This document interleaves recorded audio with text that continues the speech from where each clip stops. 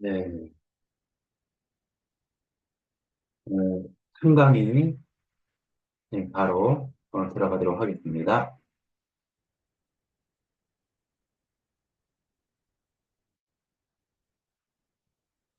자, 산업용 로봇의 정의, 분류, 누계, 용도, 사업, 비전.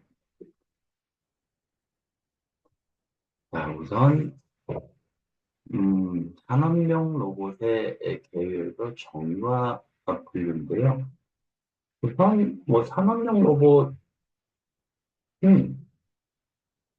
어떻게 보면 간단해요.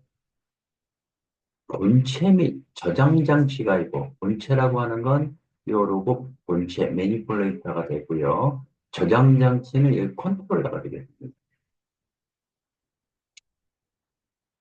저장 장치가 있고, 기억 장치의 정보에 따라 본체의 신축, 쭉 폈다가 오므렸다가, 또는 밴딩, 상하 이동, 좌우 이동, 선의 동작, 이런 복합 동작을 자동으로 할 수 있는 기계일 것. 이게 이제 정의가 되겠습니다. 그다음에 이제 산업용 로봇의 분류인데요. 일반적인 분류가 있고, 동작 기구에 의한 분류가 있고, 뭐 여러 가지가 좀 있긴 있어요. 근데 여러분들이 최소한, 아, 분류는 딱 이거예요. 기억 장치와 본체 두 가지로 분류할 수 있는데요. 여기서 일반 분류, 원격 조종 로봇, 시퀀스 로봇, 플레이백 로봇, 스피어 로봇, 지능 로봇 이렇게 있는데요. 여러분들은 이 플레이백 로봇이라고 이해하시면 되겠습니다. 자, 플레이백 로봇. 자, 인간의 로봇을 이동시키는 것에 의해 순서, 조건, 위치 및 기타 정보를 도시하고 그 정보에 따라 작업을 수행하는 로봇.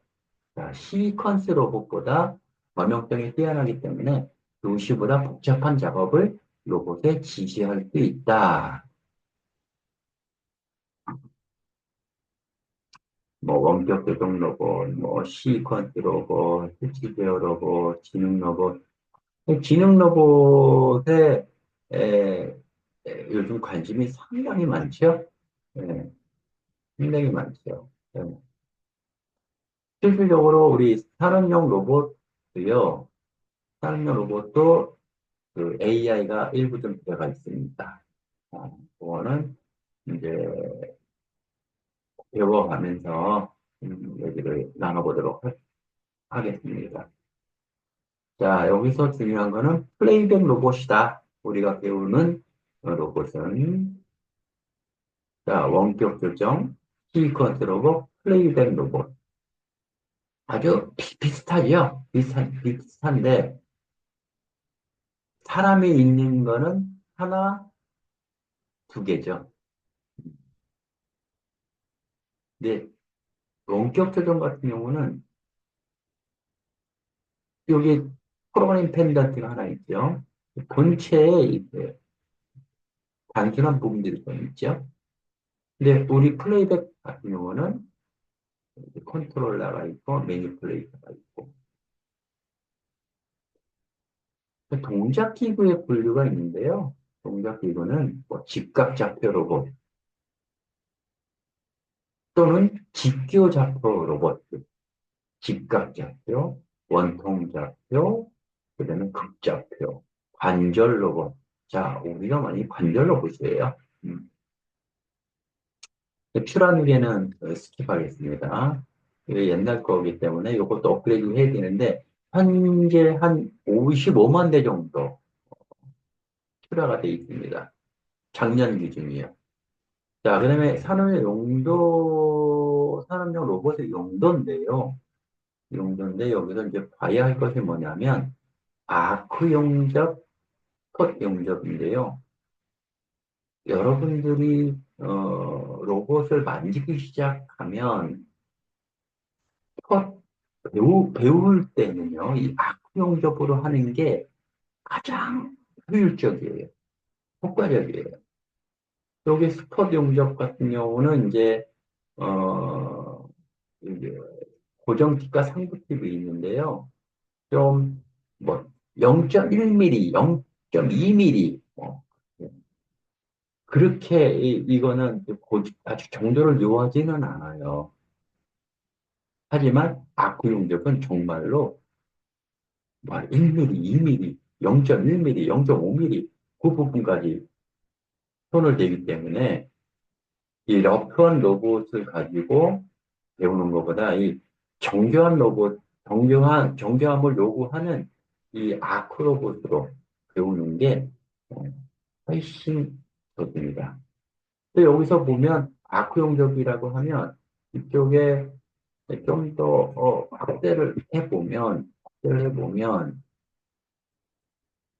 이렇게 매니플레이터가 있고 여기에 토치가 있죠. 이 토치 끝단에는 와이어 1.2mm 와이어로 하기 때문에 티칭 연습을 할 때는 이 록이 가장 효과적입니다.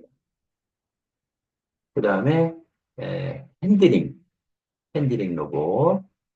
음, 한마디로 이쪽 아크 용접 같은 경우는 이 로봇 매니플레이터 끝단에 아크 터치를 치부를 했고 또 스폰 로봇은 로봇 끝단에 어, 에어건 또는 서버 스포건 치부하는 건데요.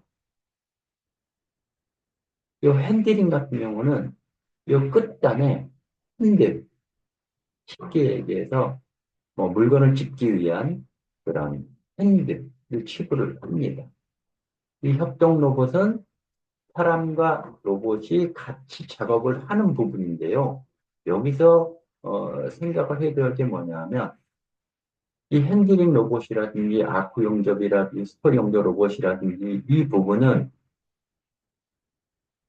100% 이 로봇 설치된 로봇 주위에는 안전 벨트를 설치를 해야 하는 게 노동부 규정으로 되어 있습니다. 만약에 안전 벨트를 치지 않으면 경영자는 잡혀갑니다. 경찰한테요.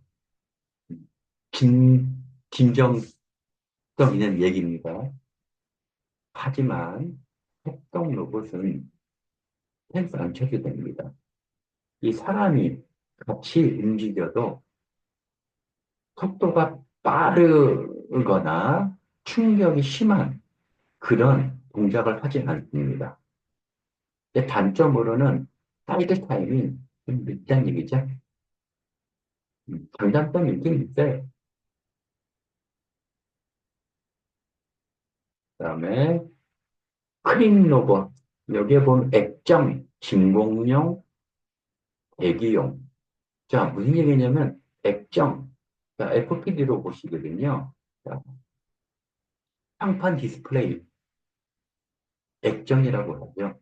이게 진공 상태에서 해야 되느냐, 아니면 진공 상태가 아니고 대기 중에서 해야 하는 로봇이냐.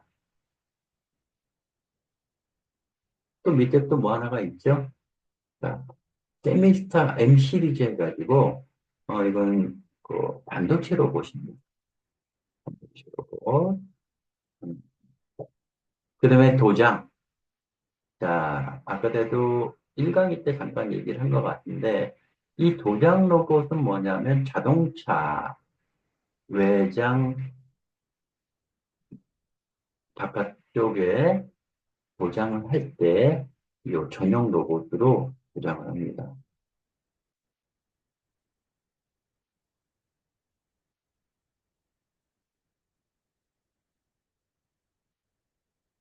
이거는 이제 산업용 로봇에서 이렇게 산업용 로봇, 반도체 웨이퍼 반성 로봇, 사람 협동 로봇.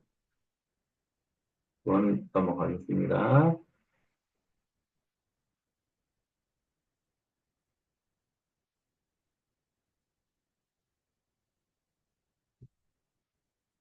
자, 로봇 본체, 외형도, 카라고 보는 방법. 자, 이렇게 한번 좀 내용을 좀 읽어볼게요. 자동차나 가전제품 등 구입할 때 여러분들이 카탈로그를 보지요. 왜? 사양을 확인하는 거. 왜? 거기에 상세하게 적혀 있다는 거지요. 사양은 대체로는 표시 형식으로 쓰는 경우가 많고, 이 다음에 나오는 사양표가 있는데요. 사양표라고 또 얘기를 하죠. 그다음에 이 사양표에 적혀 있는 내용을 읽어낼 수 있다라면 그 제품의 주요 특징을 이해할 수가 있는 거고요. 음. 그래서 이 강의도 잠깐 얘기를 했는데 어, 여러분들 회사에 로봇을 적용하는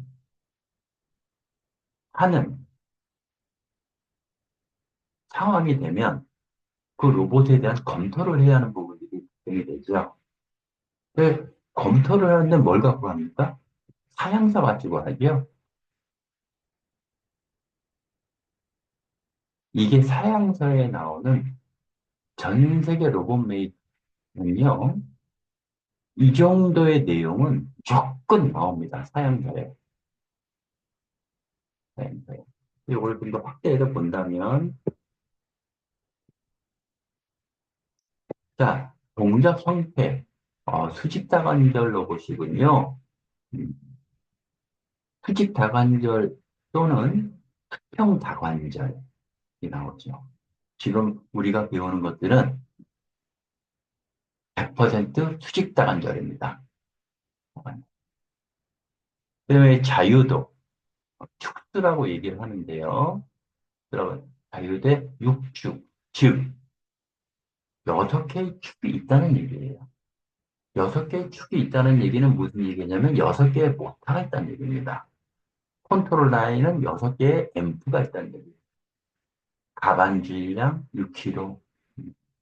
자, 여기 있는 데이터들은 일반적인 데이터이기 때문에요. 여기 숫자는 외울 필요는 없어요. 단지 반복 위치 결정도가 뭐고 가반 질량이 뭐고 그런 것만 의미만 알아두면 됩니다. 자, 위치 반복 위치 결정도라고 하면 플러스 마이너스 0.08인데요. 지금은 로봇이 만약에 계속 좋아져 가지고요. 플러스 마이너스 0.01까지 와 있어요. 0.01. 이걸 아예 또 규정에도 나와 있고요. 음. 근데 이게 반복 위치 결정 정도라고 얘기를 하는데요. 무슨 얘기냐면 예를 들어서 로봇의 끝단에 날카로운 핀을 달아서 높이 1m의 높이를 해서 한 번을 상승, 하강 했을 때 벗어난 범위를 나타내는 거예요. 즉, 0.01 플러스 마이너스 0.01 오차는 어떻게 돼요? 0.02가 되겠죠. 플러스 쪽으로 0.01, 마이너스 쪽으로 0.01 하면 그 폭은 0.02가 되겠죠. 그 다음에 이제 가동 범위, 동작 범위자 한마디로. 자, 여기서 보면 SLU, RBT, 즉 6개죠. 여기서 자유도가 축수라고 얘기를 하는데요. 6개가 있는 거죠. SLU, RBT. 자, 그 다음에 최대 속도, 이것도 SLU, RBT 축에 대해서 최대 속도입니다. 여기서 라디안이 표시가 되는데요. 이거 다른 메이커하고 비교 검토할 때만 보세요. 비교할 때만 보세요. 여기 가동 범위도 마찬가지. 근데 여기서 SLU, RBT 이렇게 나오는데요. 이게 뭔지 솔직히 이해가 잘 안 될 거예요.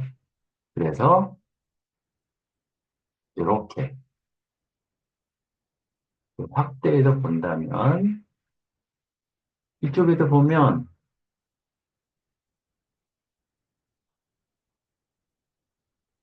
한번 움직여 볼게요.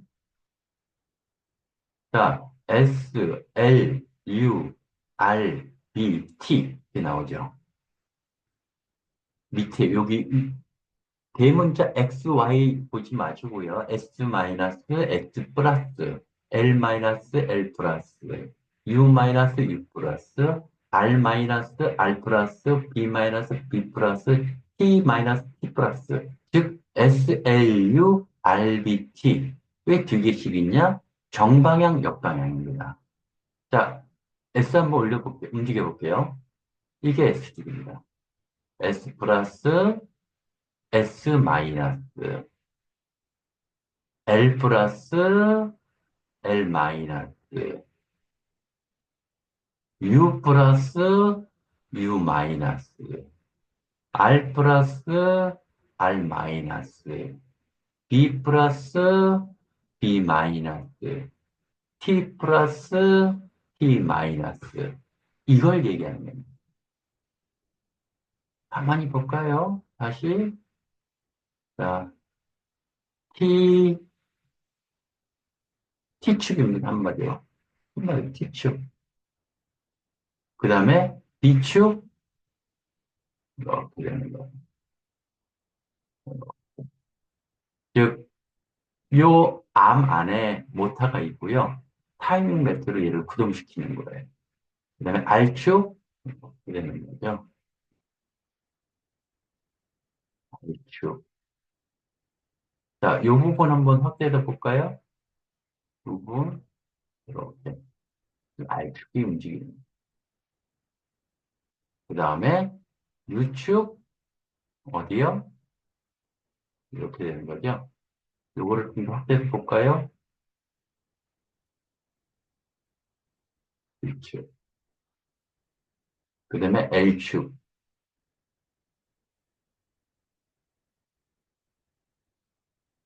L축. 여기를 본다면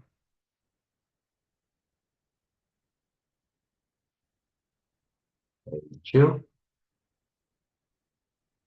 여기를 본다면 아마 이해가 될 거예요. 그 다음에 S축. S축은 요 부분인 거예요. 이렇게.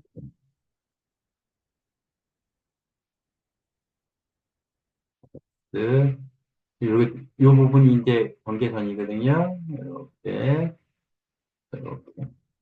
자, 요게 이제 SL과 RBT라는, 다시 자료를 간다면, 이렇게. 자, SLU, RBT. 그거에 대한 범위가 되는 거고, 요거는 속도가 되는 거고.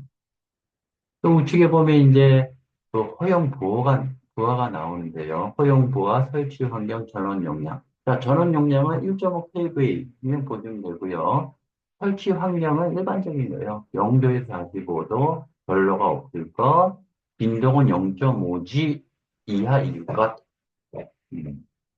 그다음에 허용 부하, 이 부분이 상당히 로봇의 그 강성에 대해서 좀 나오는 중요한 데이터예요. 그래서 허용 모멘트가 있고, 허용 관성 모멘트, 이렇게 이제 있는데요. 허용 관성 모멘트, 네. 우리 본체 질량 한 130kg 정도 되죠? 130kg. 요거는 이제 그 본체 질량은 로봇의 용도와 크기에 따라서 당연히 달라지죠. 음. 지금 요거는 이제 130kg짜리면 아크 용접 용도일 거예요. 130kg. 여기도 허용 모멘트와 허용 관성 모멘트. 자, 허용 모멘트, 허용 관성 모멘트. 자, 모멘트라는 게 있죠? 뒤에 설명이 이제 나올 건데요. RBT에 관련된 데이터예요. 1.2kg, 1.0kg, 0. 뉴턴을 표시를 하게 되면 11.8 뉴턴이 나오는데요. 이 데이터가 높으면 높을수록 좋습니다. 이 허용 반동 모멘트도 마찬가지고요. 그 모멘트는 뭐예요? 자,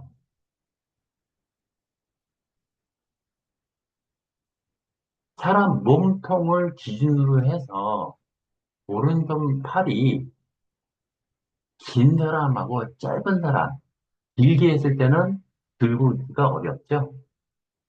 그다음에 몸쪽으로 당겼을 때는 그 부담감은 덜하지요. 그게 모멘트예요. 또는 시도, 시소를 연상해 보면, 그다음에 관성 모멘트는 뭐예요? 관성, 이너셔. 그러니까 가려고 하는 특, 특성 또는 멈춰서 있으려고 하는 습성.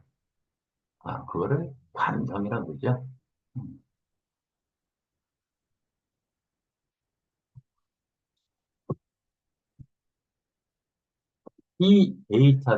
이 데이터는 어떤 로봇 메이드 카드, 로봇 메이드 카드라도 이런 데이터는 기본적으로 나오는 사양입니다. 여기서 솔직히 신경 써야 하는 부분이 이 속도입니다. 다른 로봇이 좋지, 느린 로봇이 좋을까요? 음, 다른 최대 속도하고, 그 다음에 이 허용 모멘트하고 허용 반동 모멘트 데이터가 좋은 로봇이 비싸기도 하고 잘 들어줘야 돼요. 음, 그거 보시면. 자, 우선은 그 3강의까지 는 여기까지 하도록 하겠습니다. 하겠고, 어, 이거는 이제 이 안에서도 시험 문제가 당연히 나오겠죠.